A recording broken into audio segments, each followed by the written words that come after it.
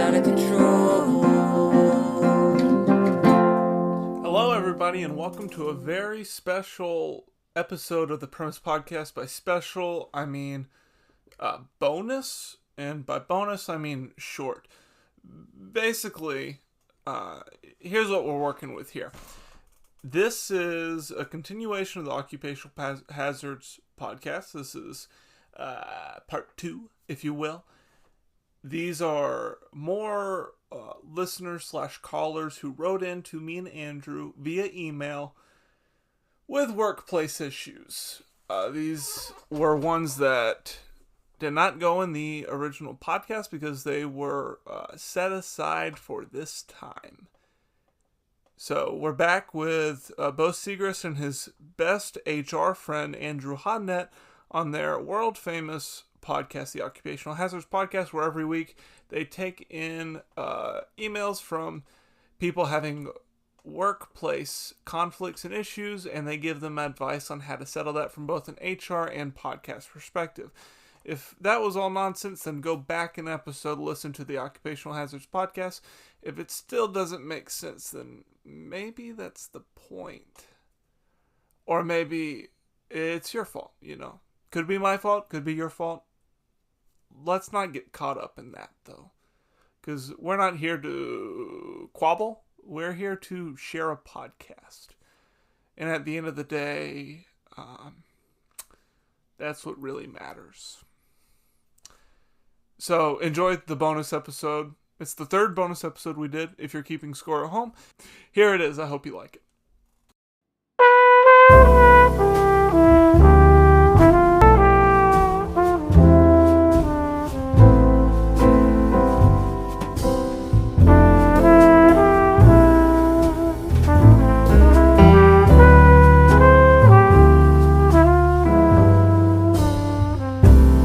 Welcome to the Occupational Hazards Podcast for another episode. We got a couple callers today. Andrew, you doing okay? I'm doing well, Bo. Salutations. Thank you. We have a couple of writers to get through. They're not actually professional writers, but they wrote into this podcast, so they have some idea of how email works. Mm-hmm. Andrew, you're great at HR, as we always say on the podcast. What does the best coworker look like? I would say the best coworker. I mean, like, what kind of person are they? Like, don't say white or something. Well, I was going to go with race and gender specifications, but now that you mentioned that, personality-wise, I would say, the person that's wanting to get ahead the most and will, cut your throat, throw you down to the bus. Because I think really that person's just being the most honest that they possibly can, and that's really what you need in a coworker.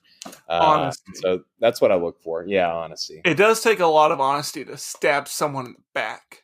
Mm-hmm. We all know the line, "Et tu, Brute?" What he didn't include was the response, which was yes. Mm-hmm. That's honesty. All right, let's get to these. To giving out our advice. What do you say? Sounds good, Ben. All right, why don't you read that first letter for us? This next one comes from Todd S. I think he forgot to write the rest of his last name, but the subject line on this email says, "I want out of a workplace relationship." And he put a period, which I appreciate. He said, "Hey, podcast guys, I work for a business consultant firm, and I'm a member of a team that consists of 4 people. We spend most days together, and our success as a team is very dependent on us working together well and trusting one another. One of the team members is a woman named Kristen. We have always been good friends, and then one day we took our relationship to the next level, by which I mean we boinked. It was awesome. So Kristen and I started dating secretly. The team was fine, but everyone knew something was up because while on the job, we kept taking bathroom breaks at the same time. So we went to HR and we told them about our relationship. Oh, this is a long email. So we went to HR and we told them about our relationship. They were very supportive. In fact, Kristen's father is the head of HR at our company, and he was able to give us his blessing, both as Kristen's father and as the guy who can fire me if he has good reason. Things were going great, but lately Kristen and I haven't been getting along as well. We haven't really talked about it as much, but I pretty much know it's over. Maybe this is upsetting news, me and Kristen breaking up and all. Just know that it's a very normal thing. Sometimes people just fall out of love. This guy seems very self-reflective. You'll understand when you're older, podcast guys. How can I end things with Kristen and still keep the team dynamic strong? Oh, and also consider that her father is the head of HR. Oh, also I forgot to mention that I'm already dating someone there else on the team whose name is Margaret. Oh, and Margaret's dating Tom, who's our team leader. Oh, and Kristen is pregnant and I'm the father.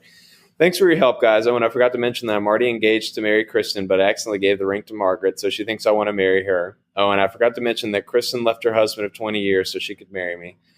Thanks again in advance, podcast guys. Oh, sorry, one more thing. I forgot to mention that if our team dynamics are not good and we blow our current deal, we all stand to lose $40 million and our company will go bankrupt. We'll all end up homeless and on the street. Oh, and Kristen already bought a house for us to live in together. And the last thing is that I would like to not have to raise the kid that Kristen will give birth to, not even joint custody. And don't forget about the $40 million that are at stake and also the hearts of 3 to 4 people. Thanks in advance, podcast guys. Exclamation mark. The only one who used the whole email, which I think has meaning. I think he was happy to be done typing that. Yeah. Quite a lot to unpack here, Bo. This is a much longer email than what we usually get. Todd's You're on really the got mailbag. himself in a pickle here.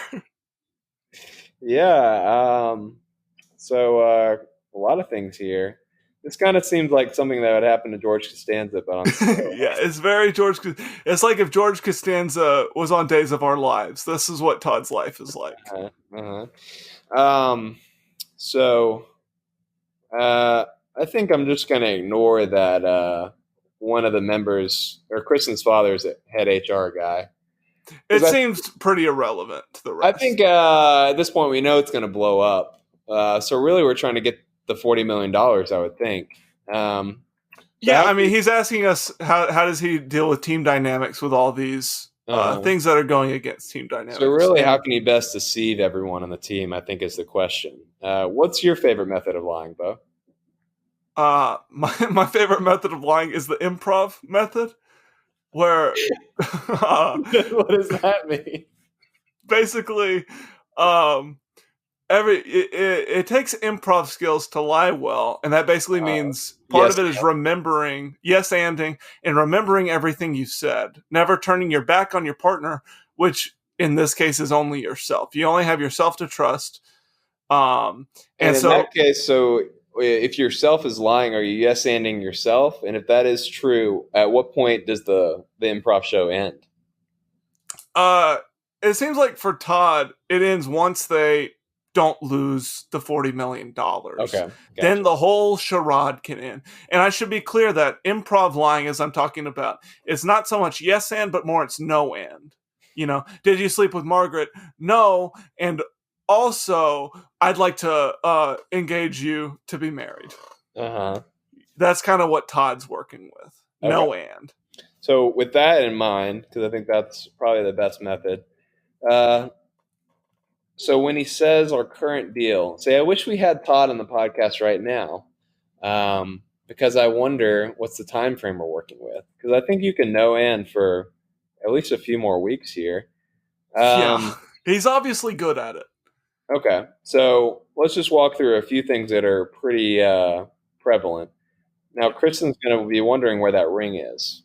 So where's the ring that I'm supposed to have on my finger? And why does this other person on our team have such a similar ring on her finger when she won't admit who her fiance is?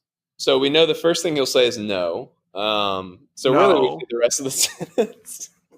Oh, we should finish the sentence for Todd. So Kristen will say what your sentence says. He'll say no.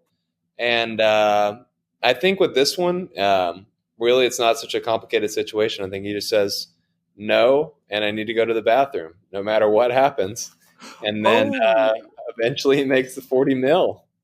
You get your 40 mil, the more you avoid your problems. And use the he's going to have to pee a lot. So, use the bathroom a lot, but then you got to be in the room enough to keep the team dynamic going well. That's the problem. So this whole team dynamic... And, you have Tom, the team leader, who's, I think if I remember right, is dating Margaret. And Todd is also dating Margaret, but he's dating Margaret secretly, unlike Kristen, whom he is dating with HR's blessing. So in public. He's engaged to with HR's blessing. And he's engaged to her. Yeah. Now, normally HR wouldn't give a blessing for an engagement, but in this case, HR is Kristen's father, so he did give. That's why we have the blessing. Yeah, You've never give any of your employees a blessing. Not yet, but I hope I can get there one day. I guess they're your coworkers, not your employees. Maybe one day, though. Yeah, that's true. That's true. All right. Well, I think that one's wrapped up. You think that's good enough for Todd S? So, in recap, lie using no and. In doing so, avoid your problems as much as possible. And we didn't say this specifically, but stall. Just stall. Mm-hmm, mm-hmm. Okay. Well, I feel good about that one. Yeah, Todd, good. Best of luck to you. And best of luck to Kristen and Margaret. You guys could really use that too. Hopefully they don't listen to the podcast. All right. You ready for our next email? Yeah, I'm ready. This email's from Joe C. The subject line says, I'm a bank robber and I'm not sure how to rob this one bank. So Joe C sounds like a stand-up guy. Let's see what he has to say. Hey, podcast. First of all, I'm a big fan of your show. I've had a lot of work-related conflicts with the members of my band of thieves, and you guys just give such great advice that I implement into my work environment all the time. I really credit you two with keeping us together for so long. Without this podcast, we couldn't have robbed those last 10 banks and murdered those last 50 guys. Recently, we've had a problem, though. There's this bank we want to rob. Oh, it's a great bank. You should see it. It's got it all. Vaults, bars of gold, cashier's checks. But we just can't figure out how to rob this one. You see, this bank is super futuristic. It's got stuff like cameras, die packs, and quote-unquote security guards. This bank is like nothing we've ever seen before. We don't know if we're up for the task. So, would it be better to test our limits or quit like we always said we would? Bank robbing is all I know, and my boys are starting to get restless. If we could score this last bank heist, we would have enough cashier's checks to last us all the way across the border and into beautiful Tijuana. And then we could drink mojitos and listen to podcasts all day. What are we to do, Occupational Hazards Podcast? This one really brings a tear to a glass eye, Bo. You don't think that you're going to make... Oh, yeah, you never heard that? No, tear to a glass eye? What does it imply? Does it imply we've lost our eyes somehow in some kind of horrible accident? No, it implies it's such an emotional moment that even if you had a glass eye, you would still secrete a tear. That even some freak, a freak with, who has a glass eye, with some fake eyeball. Because you set out to do a podcast like this 40 years ago. You don't think you're going to make this much of an impact on someone's lives, but look at us. We've made a whole career. Yes, we're over 40 years old. At least 41. At least 40. Our first words were Occupational Hazards Podcast. Into a and mic. We whispered it like that. Yeah, into a mic. Into a sweet podcasting mic. So this story brings a tear to a glass eye. I'm going to start peppering my conversations with that. Now that I know, I'm going to finally stop saying early bird gets the worm. I'll replace it with this. Continue on.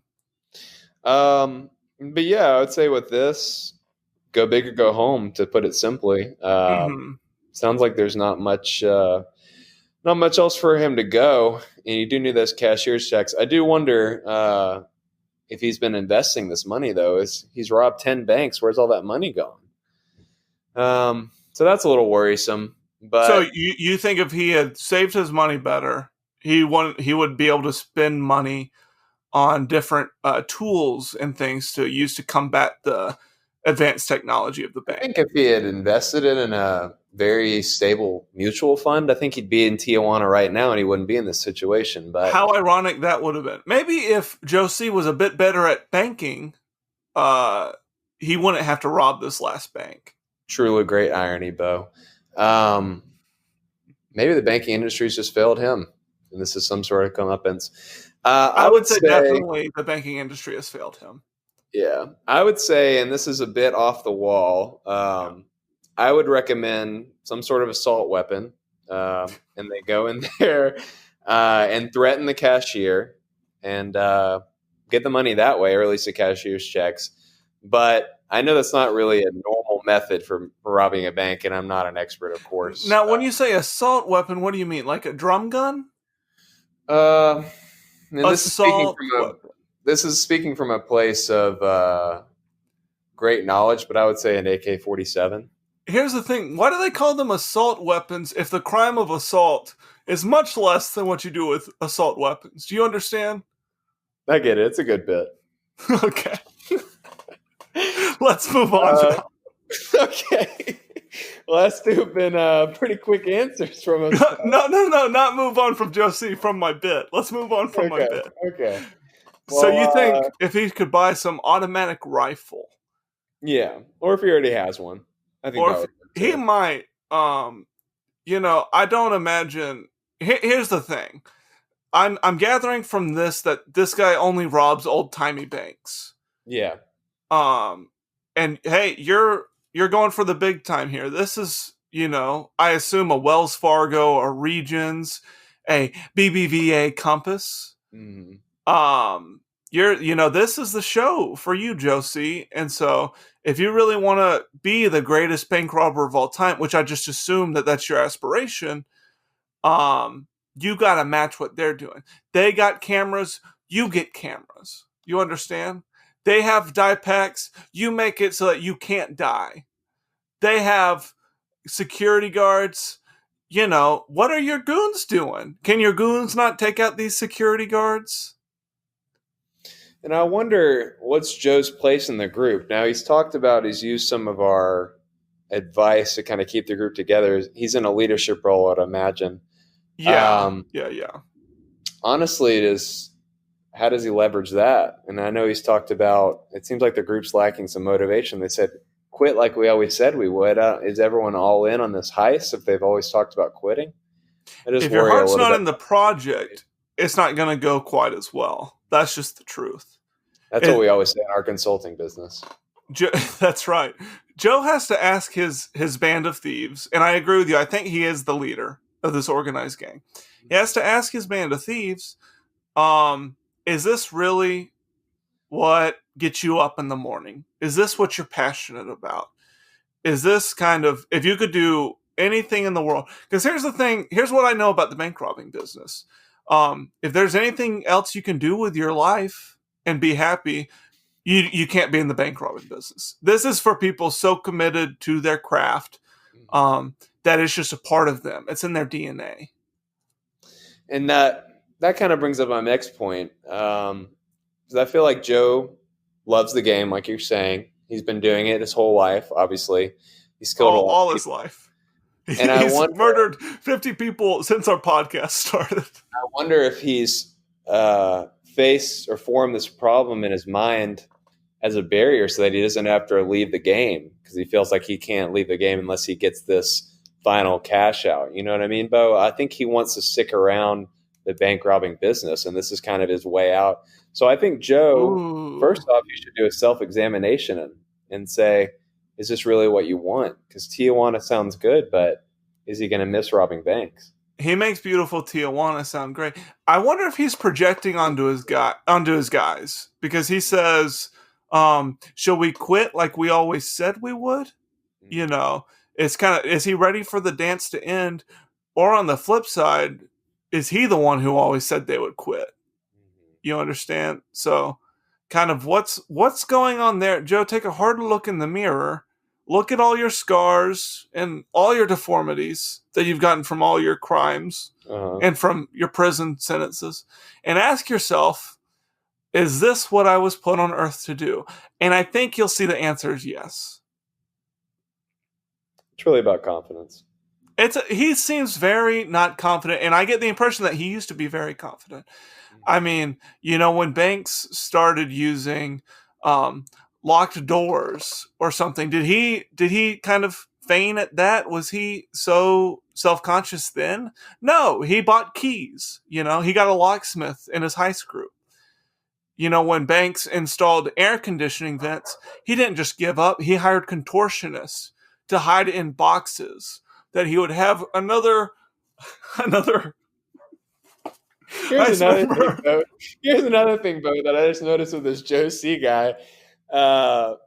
Has Joe been in some sort of coma? Because when you reread the email, he says this bank's super futuristic. It's got stuff like cameras, die packs, and security guards. Which, to my knowledge, now I'm only 41 years old, as we discussed. Right. But to my knowledge, these things have been around since at least the early 2000s. So he's about 20 years late in terms of what he considers. Cameras have been around since the age of Edison, as we know.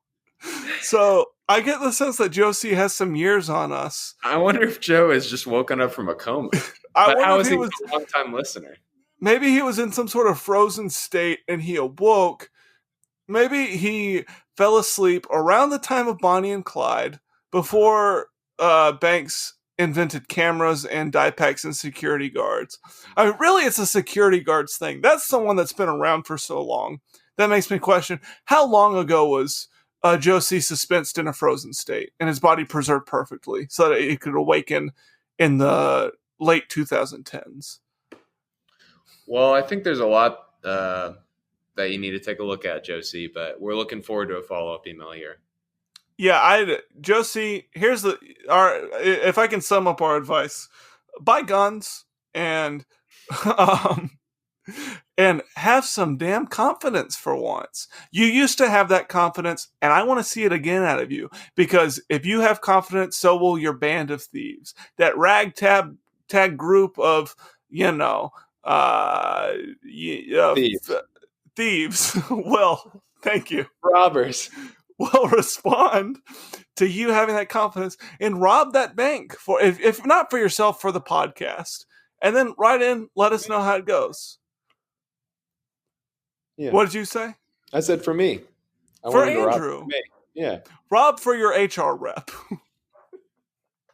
Because we all know workplace environments are like those tiny mechanisms in a watch. If one stops working, they all stop working. If people like Joe stop robbing banks, we don't get our paycheck. And it's a very roundabout way that happens, but that's how it works. So, agreed. Best of luck to Joe C. That'll do it for the Occupational Hazards Podcast. Again, I am Bo. And I'm Andrew. And Andrew, your email is? ABH002784666642 @hotmail.com. Sounds wonderful. That'll do it for us. This has been the Occupational Hazards Podcast.